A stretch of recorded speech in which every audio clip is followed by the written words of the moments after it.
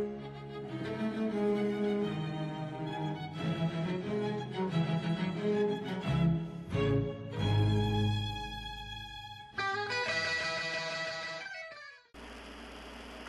you doing, everybody? This is Bones.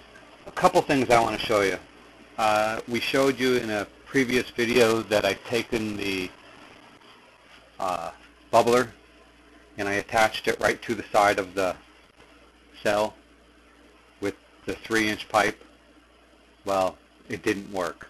What happened, every time I turned the cell on, it would actually push out of the cell into my inlet of the cell, which was right here, and it would force the water right out. I mean, it would come right out the top of the cell, or top of the bubbler. So it would come out of the cell, the force would come out of the cell and just push everything, slam out of the bubbler.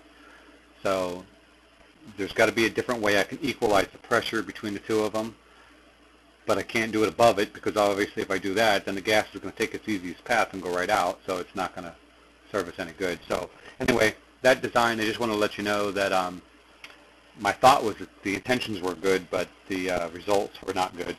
So I went back to separating the bubbler. I just strapped it to the side of it. That's why you see the vinyl tubing back here again. But that said, I left the shunt on the unit, and apparently from the vibration in the truck, from vibrating back and forth, because it is, it's kind of awkward, and I'm sure the solid wire had a lot of vibration in it. And the guys getting in and out of the truck all the time, bumping it with their feet, or throwing their lunch pails and everything against it. Ending result was that the positive terminal on the unit came loose, and I don't need to tell you what happens when you have a loose connection. And yes, that is melted PVC all over. Well, at first it wasn't so bad, so I just tightened the nut down again, thinking that it's no problem, I'll save it. But at that point it was already too late, because the plastic had gotten between the connections on the underside of the cell. I believe I had explained that once before. This happened to me in the past, not because of the shunt, but because I didn't have a good connection. So no problem. My intentions are to take the whole thing apart, just make a new top, and be done with it. The shrink wrap, as you see now, is held up really, really, really well. Okay. Now, this is that 4-inch heat shrink. I know a couple of us have tried different things, wrapping the cells and everything. The heat shrink seems to be the way to go. I'm only using 304 grade stainless steel because of the expense, obviously. I do believe, after seeing this, I'm definitely going to order some 316 stainless steel. I thought I had the cells cleaned enough to where what little bit was going to rust would stop already, but obviously that wasn't the case. There was a lot of rust. And I wish you could see it, because I don't want to pull the cell apart, but I wish you could see the amount of rust that's on the top of that cell. And I don't know if rust is the right word for it, but discolorization, how it is turning colors. And it's where I cut the stainless steel. It's not where it was laser cut. It's where I cut it with the Sol-Dol. The underside. I mean, it's discolored. I mean, it still works. Don't get me wrong, it works great. But I was kind of surprised. A little bit more. I've run the cell 650 miles, and I used less than a half a cup of water. So I was really happy with the amount of water that I used. The way that it worked made me pretty happy. I'm trying to figure out what half a cup is in milliliters.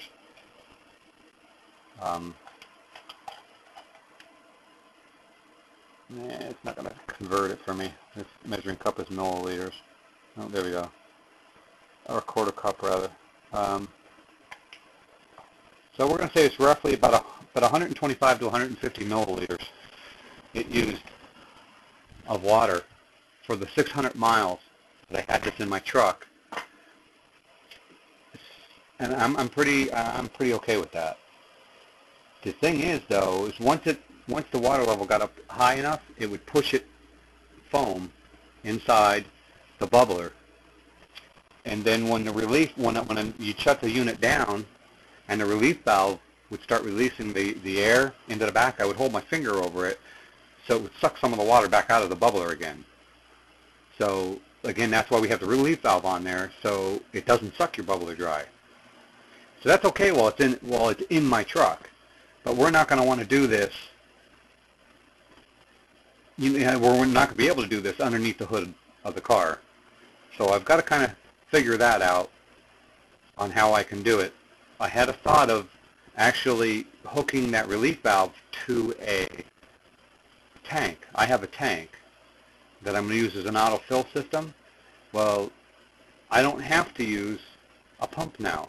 I can use the tank, and I know that it will gravity feed itself as it needs it. So every time you shut the vehicle down and the cell shuts down, it'll go ahead and suck through that valve. My thought is to do that, though, I'm going to have to put a check valve between the exit of my cell and the entrance to my bubbler, because otherwise, obviously, it's going to pull its easiest path, and most of the time it's going to be that the bubbler.